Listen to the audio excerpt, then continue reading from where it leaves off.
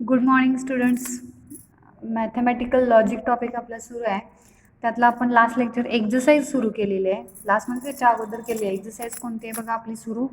Exercise number 1.3 सुरू आहे. हां, तर या एक्झरसाइजमध्ये आपण पहिला क्वेश्चन कशाचा बघितला, क्वांटिफाईड स्टेटमेंटचा बघितलेला. दुसरा क्वेश्चन कशाचा होता बघा, मी एक्झरसाइज दाखवते जरा बघा. ही एक्झरसाइज कोणती आहे, एक्झरसाइज नंबर 1.3.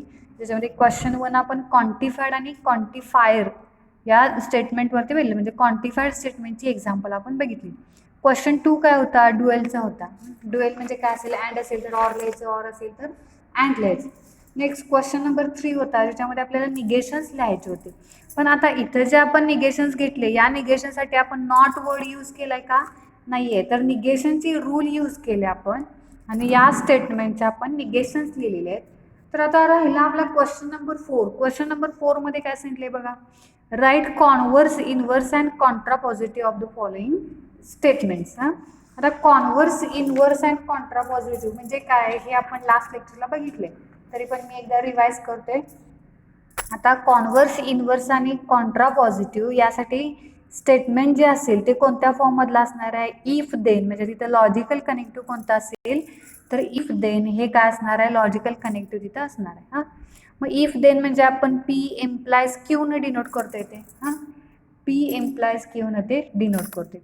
तर या फॉर्ममधले जे स्टेटमेंट असेल त्या स्टेटमेंटचा आपल्याला कॉन्व्हर्स, इनव्हर्स आणि काय लिहायचं असते, कॉन्ट्रापॉझिटिव्ह हे आपल्याला लिहायचं.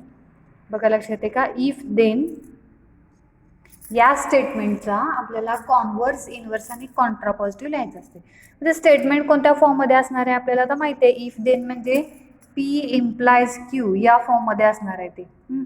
इफ देन म्हणजे काय आलं, पी एम्प्लायज क्यू आलं. हां, मग कॉन्व्हर्स, इनव्हर्स आणि कॉन्ट्रापॉझिटिव्ह. कॉन्व्हर्स असेल तर मी सांगितलेलं लास्ट लेक्चरला काय लिहायचं असतं बघा. कॉन्व्हर्स म्हणजे जर स्टेटमेंट पी एम्प्लायज क्यू या फॉर्ममध्ये असेल तर ते क्यू एम्प्लायज पी या फॉर्ममध्ये लिहायचं.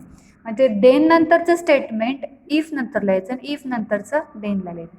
हे पी स्टेटमेंट असणार आहे, ते क्यू असणार आहे. दोन्ही फक्त इंटरचेंज करायचे. इफ देन काय ॲज इट इज राहील, फक्त क्यू स्टेटमेंट सुरुवातीला, पी स्टेटमेंट नंतर लिहायचं. आता इनव्हर्स म्हणजे काय असणार आहे बघा. इनव्हर्स म्हणजे काय असणार आहे, फक्त ॲज इट इज स्टेटमेंट, मागं पुढं कुठलंही करायचं नाही, फक्त दोन्ही स्टेटमेंटला निगेशन द्यायचं, नॉट वर्ड तिथं ॲड करायचं. Negation of P implies negation of Q येणार. हां, आणि आता राहिलं काय, कॉन्ट्रापॉझिटिव्ह. कॉन्ट्रापॉझिटिव्हला काय असतं, इनव्हर्समध्ये आपण काय लिहिलं, negation of P implies negation of Q. तेच इथं काय करायचं, पहिला निगेशन ऑफ क्यू लिहायचं, implies negation of P. Negation of Q आणि इथे काय लिहायचं, निगेशन ऑफ पी. म्हणजे दोन्हीमध्ये नॉट वर्ड यूज करून इंटरचेंज करायचे. पी पहिला लिहायचं, सॉरी क्यू पहिला लिहायचं आणि नंतर पी स्टेटमेंट लिहायचं असतं. हां, Q implies P, negation of P implies negation of Q. आणि इथं काय आलं, negation of Q implies negation of P. तर हे काय आहे, कॉन्व्हर्स, इनव्हर्स आणि कॉन्ट्रापॉझिटिव्ह. आता पी क्यू म्हणजे हे काय आहे माहिती आहे ना सगळ्यांना. पी क्यू म्हणजे काय आहेत, दोन स्टेटमेंट असणार आहेत तिथं आपण, पण त्या स्टेटमेंटला सिम्बॉलिकली आपण काय म्हणतोय, पहिलं स्टेटमेंट त्याला पी म्हणतोय, दुसऱ्या स्टेटमेंटला क्यू म्हणतोय. मग हा या पॉईंटवरतीच आपण एक्झरसाइज 1.3 मधला क्वेश्चन नंबर 4 बघायचा आहे. मग क्वेश्चन नंबर 4 मध्ये काय सांगितलंय बघा, right converse, inverse, right converse, inverse and contrapositive. Converse, inverse and contrapositive. हां, हे आपल्याला बघायचं आहे त्याच्यामध्ये. ऑफ फॉलोइंग स्टेटमेंट, आता जी काय स्टेटमेंट असतील त्यांचे आपल्याला कॉन्व्हर्स, इनव्हर्स अँड कॉन्ट्रापॉझिटिव्ह लिहायचे. हां, मग आता पहिलं स्टेटमेंट काय दिले बघा. पहिलं स्टेटमेंट आहे, if surface area decreases, if surface area decreases then pressure increases, then pressure increases. If surface area decreases then pressure increases. आता if आणि then कुठे आहे बघा जरा. हा इफ दिसतोय सगळ्यांना, इथं देन आहे. इफ नंतर एक स्टेटमेंट, देन नंतर दुसरं स्टेटमेंट आहे. म्हणजे इफ नंतरचं जे सरफेस एरिया डिक्रीजेस हे जे स्टेटमेंट आहे, या स्टेटमेंटला आपण काय म्हणणार आहे, पी स्टेटमेंट म्हणणार. आणि प्रेशर इन्क्रीजेस जे स्टेटमेंट दिलेलं आहे देन नंतरचं, ते काय झालं, क्यू स्टेटमेंट झालं. हे काय असेल, क्यू स्टेटमेंट असेल. येते लक्षात. म्हणजेच याचा सिम्बॉलिक फॉर्म जर आपण बघितला तर काय आहे, पी इम्प्लाइज क्यू आहे. हां, म्हणजे आन्सरमध्ये काय लिहायचं, लेट पी स्टेटमेंट लिहायचं. काय आहे ते, सरफेस एरिया डिक्रीजेस. हे काय आहे, पी स्टेटमेंट आहे. आणि क्यू स्टेटमेंट काय आहे, प्रेशर इन्क्रीजेस. क्यू स्टेटमेंट काय आहे बघा, प्रेशर इन्क्रीजेस. हां, मग आता therefore given statement, therefore given statement is किंवा त्याचा सिम्बॉलिक फॉर्म इज काय येणार आहे, इफ आणि देन लॉजिकल कनेक्टिव्ह असेल तर पी इम्प्लाइज क्यू असं आपण म्हणते. बरोबर आहे का. त्याचा सिम्बॉलिक फॉर्म लिहिला. नंतर आपल्याला पुढं काय करायचं आहे बघा, अजून सिम्बॉलिक फॉर्म लिहिल्यानंतर मग कॉन्व्हर्स लिहायचा. तर कॉन्व्हर्स म्हणजे काय येणार आहे, फर्स्ट नंबर मी लिहिला कॉन्व्हर्स. कॉन्व्हर्स मग सिम्बॉलिकली कसा लिहायचा कॉन्व्हर्स, इथं घेतलं आपण.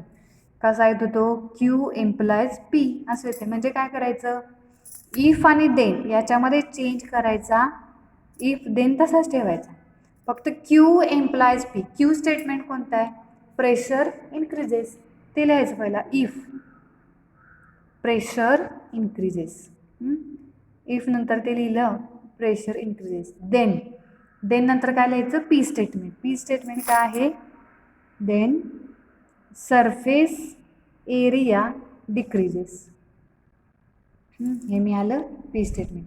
कॉन्व्हर्स काय मिळाला बघा गिवन स्टेटमेंटचा, if pressure increases then surface area decreases. काय केलं आपण, क्यू स्टेटमेंट पहिला लिहिलं आणि नंतर पी स्टेटमेंट लिहिलं. कॉन्व्हर्स झाला. सेकंड काय आहे, इनव्हर्स. इनव्हर्सचा सिम्बॉलिक फॉर्म काय आहे तो घ्यायचा, negation of P implies negation of Q. म्हणजे जी काय दोन स्टेटमेंट असतील ती ॲज इट इज लिहायची, फक्त दोन्हीला काय घ्यायचं, निगेशन घ्यायचं. आता काय येणार बघा, इफ आणि देन ते ॲज इट इज राहील. इफ नंतर काय येणार, पी स्टेटमेंटचं निगेशन. पी स्टेटमेंट काय आहे, सरफेस एरिया डिक्रीजेस. मग कसं येणार इथं, सरफेस एरिया निगेशन लिहायचं, does not decreases. Surface area does not decreases. Then नंतर काय येणार, क्यू स्टेटमेंटला आपण निगेशन लिहायचं. मग क्यू स्टेटमेंटला निगेशन म्हणजे काय येणार, प्रेशर इन्क्रीजेस आहे ना, तिथं काय येणार, pressure does not increases. Pressure does not increases. हे काय झालं, कॉन्व्हर्स झाला आणि इनव्हर्स झाला. बघा लक्षात येते का, surface area does not decreases, P statement negative करून लिहिलं. देन नंतर क्यू स्टेटमेंट पण निगेटिव्ह करून लिहिलं. आणि आता राहिला थर्ड नंबर काय येणार आहे, कॉन्ट्रा पॉझिटिव्ह. थर्ड नंबर आहे कॉन्ट्रा पॉझिटिव्ह. सिम्बॉलिक फॉर्म आपण आता बघितलेला आहे. इथं काय आहे तो, negation of Q implies negation of P. हे काय आहे, Contra positive. Negation of Q implies negation of P. म्हणजे काय करायचं, क्यू स्टेटमेंट इथं लिहिलेलं आहे ना आपण ऑलरेडी दोन्हीचं निगेशन, पण negation of P implies negation of Q आहे. इथं उलट करायचं. इफ पहिला काय लिहायचं, मग प्रेशर, क्यू लिहायचं, pressure does not increases. Negation लिहिते आपण, pressure does not increases. Then काय येणार, देन नंतर सांगा, P statement, surface area negation of P लिहायचं आहे. सरफेस एरिया डज नॉट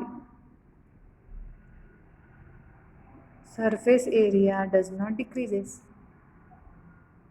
बघा इथे काय लक्षात, कॉन्व्हर्स म्हणजे क्यू इम्प्लाइज पी, इनव्हर्स म्हणजे negation of P implies negation of Q, आणि कॉन्ट्रा पॉझिटिव्ह म्हणजे negation of Q implies negation of P.